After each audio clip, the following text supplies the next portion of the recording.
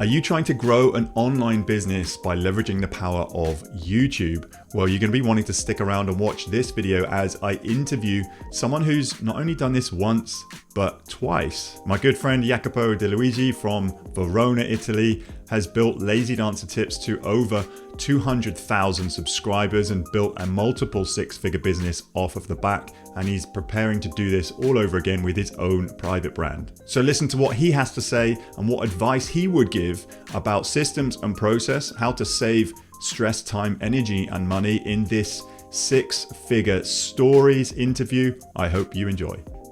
Okay, so today I'm really happy to introduce Iacopo Di Luigi all the way from Verona in Italy. Iacopo, how are you doing today, my friend? I'm very good. Thanks for having me on your show. Exciting. Thank you very much. So yeah, the aim of this is just to have a chat to you, get to know you a little bit about your background, sort of what made you go into the online space, what you're currently doing now. And as I'm all about systems, anything that saves you stress, time, energy, and money that will help anyone watching this, that'll be a good little anecdote to go into some maybe stories about how you've done that. So a little bit about yourself, please, Iacopo. What was your background and sort of how did you get into the online space? Well, everything started in London. I was working in visual effects for big companies. We were working on super high caliber movies like Interstellar, 007 and all that kind of stuff, which sounds cool. And it was cool. I always been passionate about movies. But living in London with the prices that the city offers for pretty much anything, the cost of living and all of that, I was making good money, but then I would spend lots of money to live there. So even though I was doing something cool, there was a lot of stress around the job. There was a lot of stress about the finances, and plus my wife, Alessia, which was a professional ballet dancer at the time, she was kind of struggling find a stable job in a company. So that tension between our lifestyle sort of started making us thinking about, can we do something different using our superpowers? Yeah. Let's have a think. And so that's kind of when I started to think, okay, I'm already stressed out with this job. Can I sustain it for the next 10 years? Probably not, because these young people coming out from school, they can do my job better and faster. So I better come up with something. And that's when we kind of accidentally stumbled upon an online business idea that worked in the end. But at the beginning, we didn't really know what we were doing. So you're basically combining your skill set and her skill set to try and put something together to try and start an online business. Absolutely. So the thing is, I appreciate the theme of your channel being all about systems, because I am also a system guy. In the visual effects world, I was always the one trying to optimize the pipeline, because as you can imagine, for a movie, there's thousands of moving parts to actually make one frame or one picture of a movie. And there are many people working in parallel on those things. So I've always been part of, okay, what do we do first? How to optimize the workflow and all that kind of stuff. So I came into this online business idea with that mentality. And Alessia, my wife, she is completely the opposite. She likes to run free with ideas and think big, and she doesn't really care how things get done. So it was a perfect marriage in any sense, because I thought, okay, I know what's possible on the technology side. So I know how to make video, how to record videos, put them together nicely.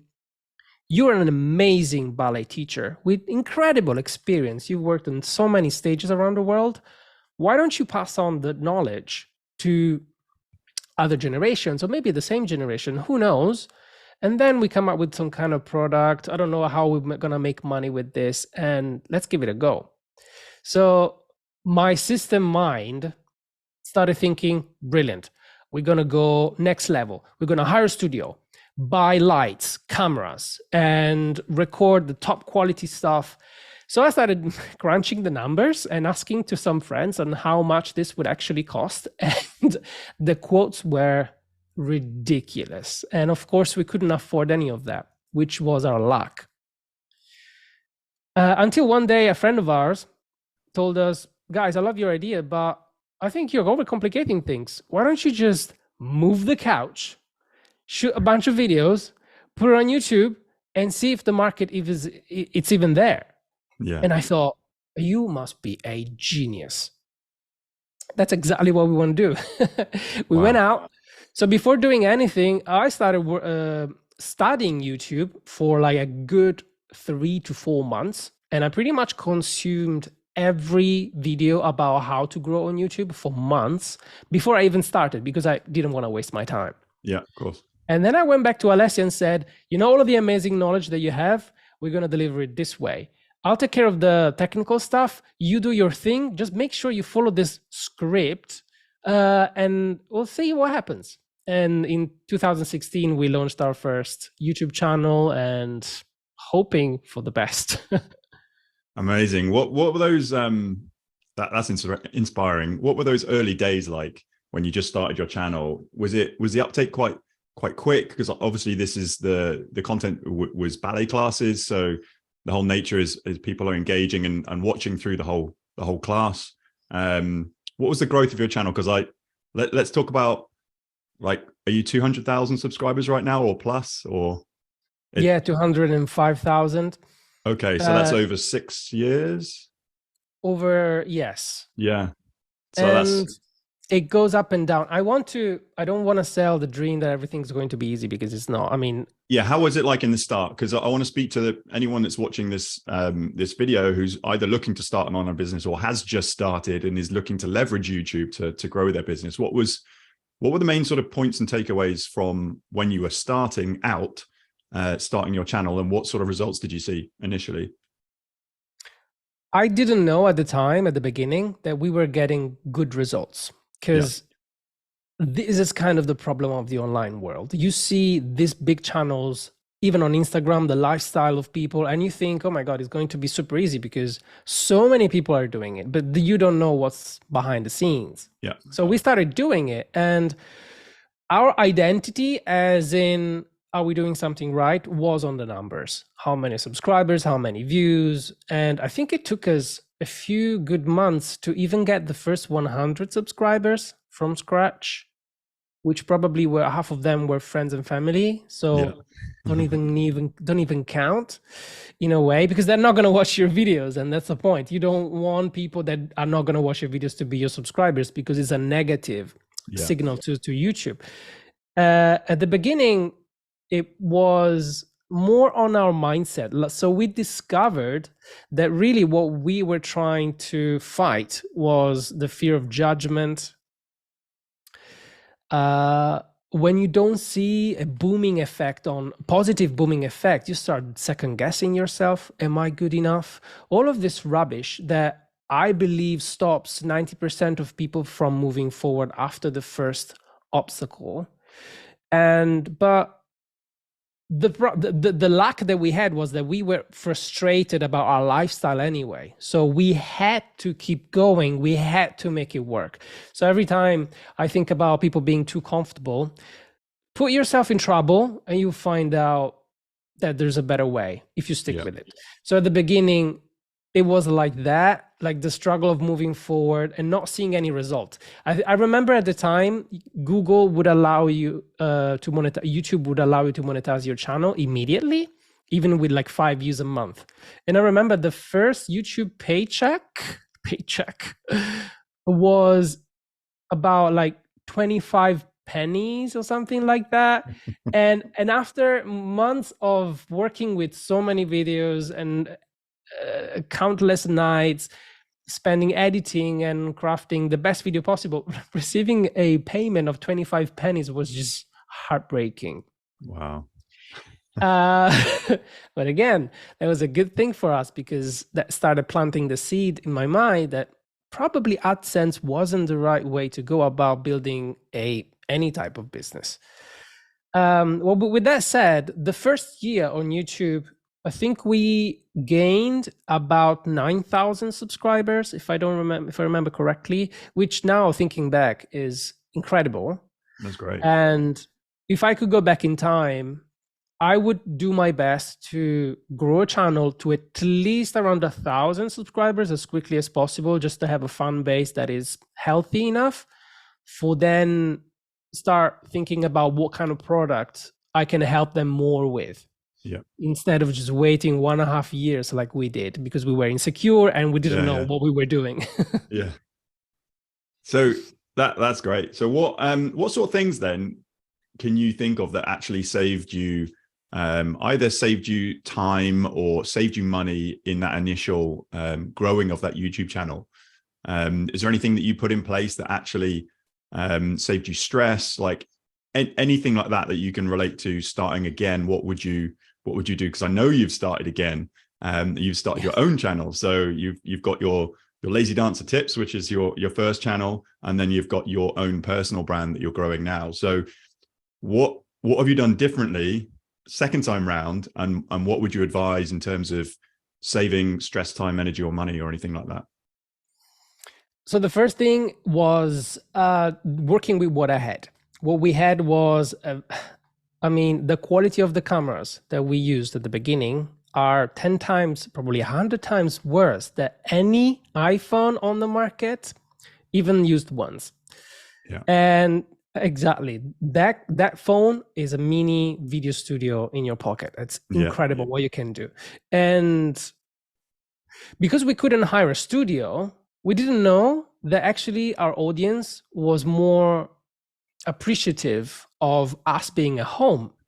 So instead of maybe stopping or not starting or wasting money on something that was an overkill, we used what we had as an advantage. So we sold that as an advantage. We say, yeah, we are at home. We're teaching you to do stuff at home. We should be at home so that we are not superior to you. We don't look like we are from the elite speaking down, talking down at you. We are the same, in the same family. So I think we didn't bother too much about our resources. We just got resourceful, and that saved us a lot of money for sure. Yeah. But our frantic lifestyle forced us to think efficiency on how we produce the videos, because it could easily take you half a day for one video that is badly made if you don't know what you're doing. And you quickly learn how to do it once you don't have time. So we used the weekends to film because we needed light, and the late afternoons to edit. But we started thinking about batching things and having a structure and a sort of a pipeline to do things efficiently. So for example, what was the thing that in our case took the most time? And in that case was the actual workouts. So we batch recorded all the workouts so they were out of the way. Then the intro, the middle bit, the outro, that could be done separately. We would batch that at the end of every shooting session.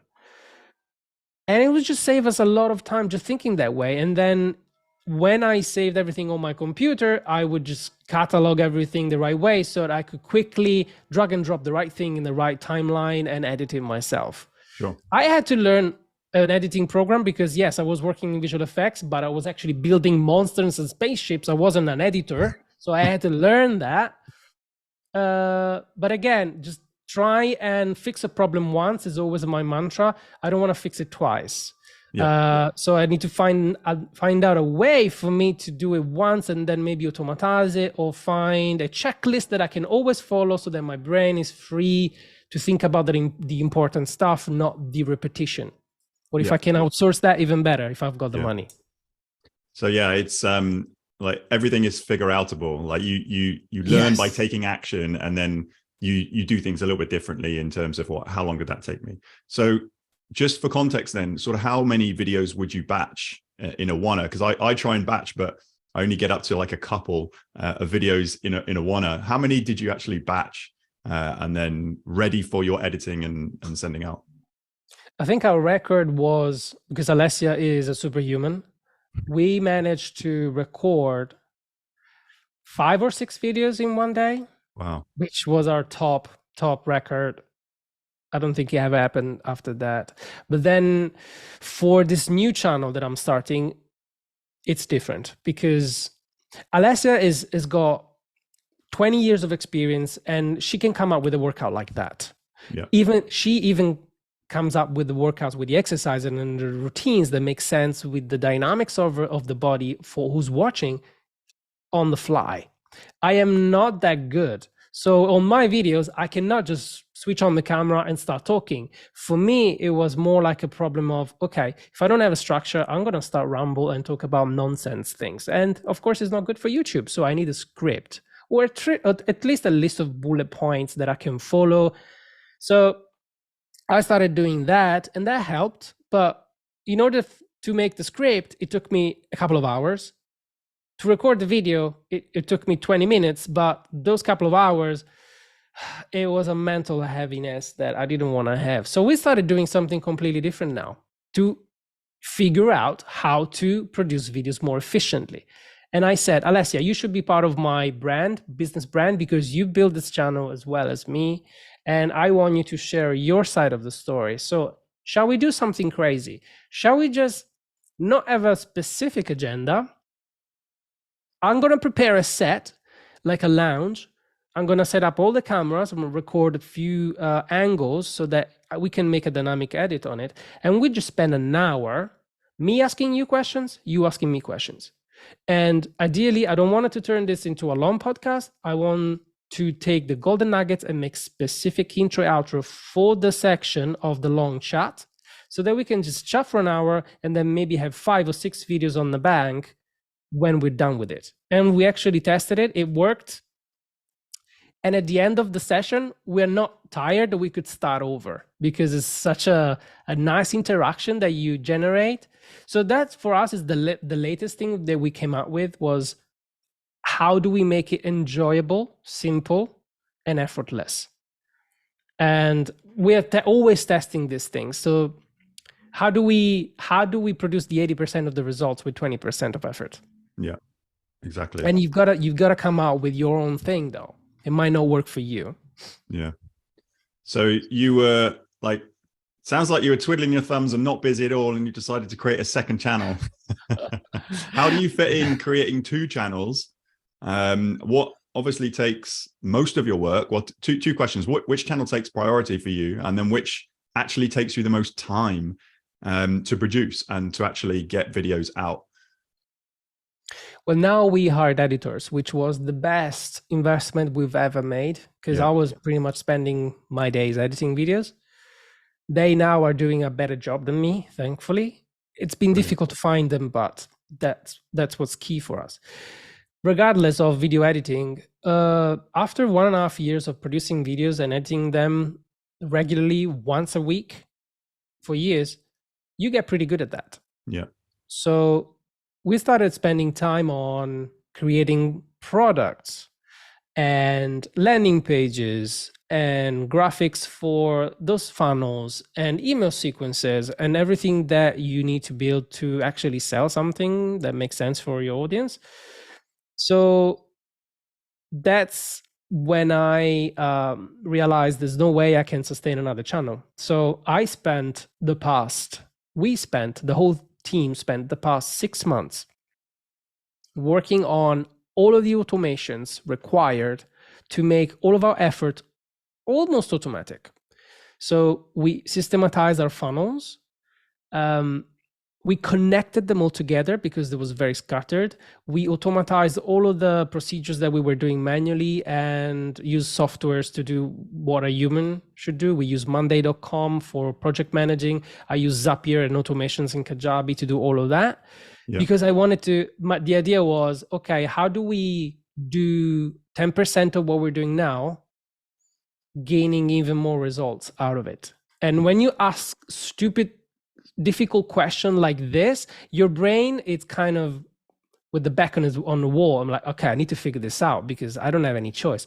And you'd be surprised what your brain can do when you ask the right question. So we did. Now we only have to produce 2 videos a month for Lazy Dancer Tips, because we implemented reels and shorts, and we're also repurposing old content, changing thumbnail and title, so that we still gain lots of views, but with half of the effort. And I can now dedicate the freed up time to this new project and double down on it and make it work really, really well. So we got burnt out in the past, and I'm definitely not going to do that again, because I know that if I cannot sustain it for a month, you cannot sustain it for 10 years. And that's always what I think about when starting a new thing. Yeah. Wow, there's a lot to unpack there. I think it's great that you use systems and that you use automations where possible. And if you don't have to do it, you're outsourcing. How would you say, what's the best way of actually finding, if you want a video editor, I think you've been through a bit of a process to try and find the right video editors for you. Anyone watching this, how would you say like the best way of finding a video editor would be in your experience? Well, the first thing I tried the cheap ones, because you have to go through that pain. Then you might find somebody that it's decent for what you need, maybe for your budget. So it all depends. If I was a millionaire, I would get the best editors on the planet. But if you're not a millionaire, you need to work with what you have. And so you might look into website for the editors on Philippines or maybe on Fiverr. And the problem is that you gotta now spend time testing editors to find the right one, one that understands the style you want. That actually makes a job that is at least as good as yours or better, ideally. I found our editors through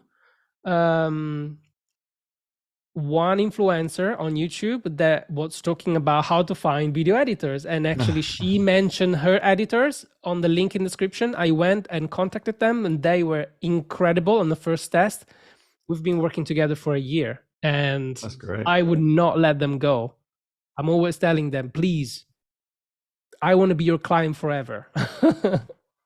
Let me know if you have a problem. Exactly. That's cool. It's amazing what you can learn on YouTube, hey, and what links you can get. And honestly, I believe that on YouTube you can learn almost anything. Yeah. Not the important stuff like being a doctor or an engineer or an architect, but exactly. The rest and yeah, your personal brand is all about YouTube, and I'll link that up into the notes to this video. But let's sort of wrap up here. What's sort of the one biggest takeaway that if you could speak to yourself starting out your journey again, what's the sort of one biggest thing piece of advice that you would give yourself if you're starting to build a online business using a platform such as Kajabi, but using YouTube as the fuel for that engine? What sort of advice would you give? You mentioned it's your 10-year vision. It's a long game if you're going to be doing this organically, but what sort of things would you highlight? Thinking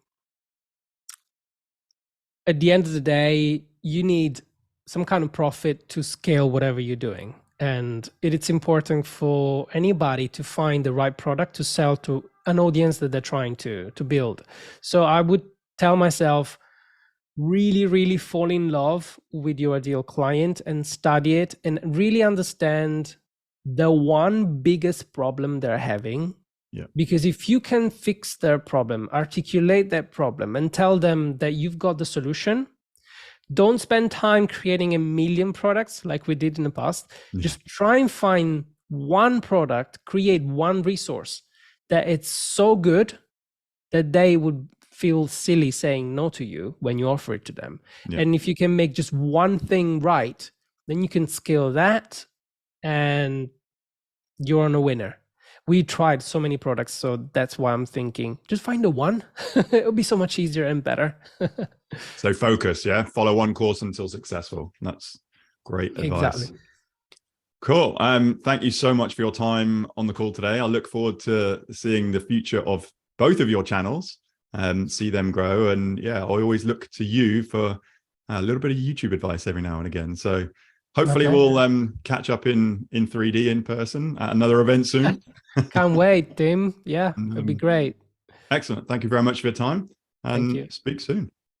So there we have it. Hopefully you found value in this short interview and you've taken some nuggets away that you can actually apply to your business and your YouTube channel and the way you implement systems. And after having built 2 six-figure businesses myself, starting my own personal brand, I've put together a 5-step system which I am using to build this brand and that I have used to build previous brands. You can get a free guide, a free downloadable PDF. Head over to timpeakman.com/5 steps to actually get your hands on a copy of that today. And you can use this guide to help design your business, grow your audience, and select a series of products that would best fit your audience. So hopefully find value in this, and I look forward to seeing you again on another video real soon.